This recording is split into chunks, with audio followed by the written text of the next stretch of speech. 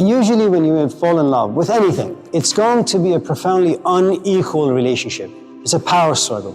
No two people love the same. One usually loves more than the other.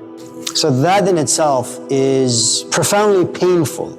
You keep calling and she keeps blocking your number until she just picks up and says, "What do you want?" Not even a hello, how are you? Just, what do you want? Now, the thing with love is it pushes you because there is so much passion and intensity involved. It always pushes you into the present moment. The idea of, I love philosophy, I want to teach, that doesn't exist. And the other thing that you need to understand about love is whatever power you have in life, love takes everything away. Love creates an enormous amount of poverty within and without. All the things that used to matter no longer matter. So the idea of you assuming that at a certain point you will land a teaching job and then you will be as great as Socrates, those are things that lovers don't usually think about because they don't exist way out there. All they know is that I love, I can't grab the thing that I love, I hate myself, I hate God, I hate that, and I hate the way I feel. And then you just like drive to the ocean and then you scream. And then on the way back you say, man, I'm really exhausted. And then you look at your phone and say, oh, I have 5 messages from my lover. And then you hate yourself even more. Because instead of all that time shouting, you could have been with him. Now, the other thing about love is that it forces you into the psychological darkness. You have no idea what the hell is happening to you. You have no idea where you're going. You have no idea where you're going to find stability. You have no anchor. You know, always, if you want to know what passion and love and pain look like, read the book of Job. Like Job, all of us in this class have things put together nicely. And then things happen. And then Job falls apart. And there are no answers. And you have to survive answerless in this darkness for a long, long time. Will you have suicidal thoughts like Job? Absolutely. Will you find yourself completely isolated and lonely and orphaned? Definitely. And you realize one of the nice things about the book of Job, at the very end of the book, you don't get wisdom from your father, you don't get wisdom from your children, you don't get wisdom from yourself, you don't get wisdom from books, you don't get wisdom from the cultural heritage. You get wisdom that comes to you through a whirlwind from God. It's something awesome, and you have no power over it. And the only wisdom you will eventually get, you're pathetic. You will never understand anything the right way. All you know is that wisdom is something that you long for. You have moments of it. And when you do have those moments, you become enormously creative and insightful and intuitive. But you have no power over that. You're not the owner of that. It comes to you as a gift, then it goes away. You just need to be a good vehicle for it. There is this poem, چون دایره ما ز پوست پوشان توییم در دایره حلقه به گوشان توییم گر بنوازی ز جان خروشان توییم ور ننوازی هم از خموشان توییم. So there are 2 parts to you. You're like this instrument. When you are picked up by someone who's really, really, really good at playing the piano, let's just say Peter Buka, a 22-year-old kid who is amazing on the piano, and you say, I'm a piano, do with me what you will.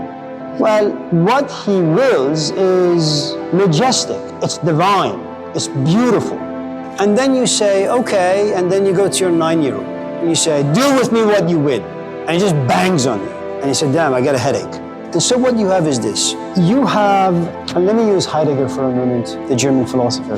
You have your unto death moments. In other words, you're consumed after a good amount of wrestling where you're passionate, you want to understand. And because it's so intensely needed, this desire, and usually when you need something, you go into your toolbox. And in your case, your toolbox is 50 years of your existence. And you open it up, and there is not a single tool that you can dig up and use.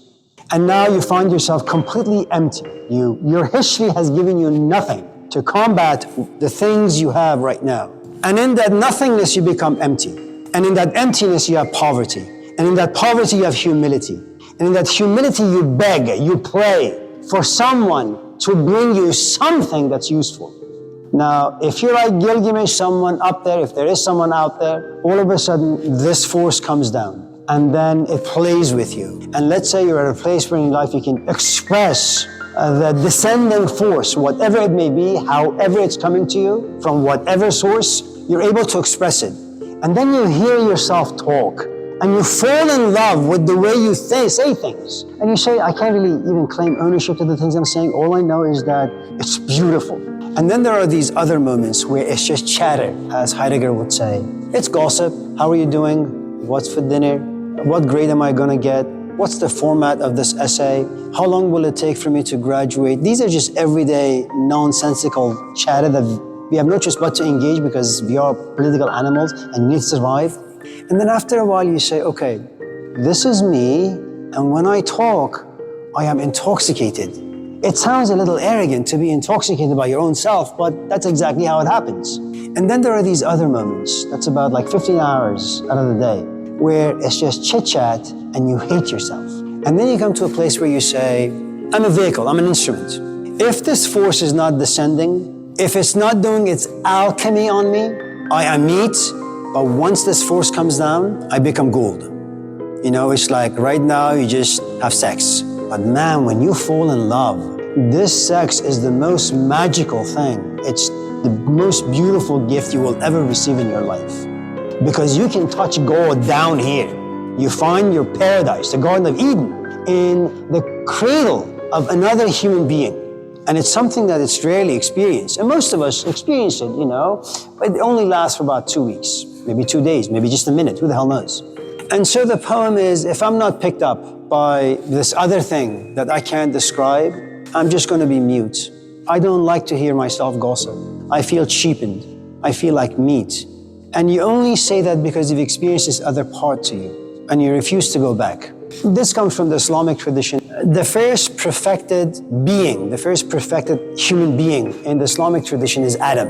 And this is how the story goes, that you have Adam in the Garden of Eden, and they have everything without working for it, and God throws out this temptation, you know, go anywhere, do whatever, just don't go there. Because God knows something that Adam and Eve don't know, even the serpent doesn't know. That if you've been given millions of dollars, the truth is you don't know how to earn money with your own blood and sweat. Your relationship with money is cheap. Money will use you like a prostitute. And you're not going to be frugal in an educated way. And so what happens, Adam and Eve, they go to the tree, they fall, they're expelled. And they realize life down here is really, really awful. Not only is it hard, but when you work really hard, at the end you don't really have much. You buy a house, it becomes a home for 2 weeks, then it goes back to simply being a house, just a cage. You fall in love, then it becomes like a prison system. You have kids, you love them, but it just turns into pain and hate and disappointment. And you realize everything you touch down here, as Dante would say, it just turns into crap. It takes a while for Adam and Eve to understand this. And Adam begins to pray, I want to come back home. I don't belong down here. I don't want to be down here. And there comes a point where God says, now you've understood your lesson well. You can come back.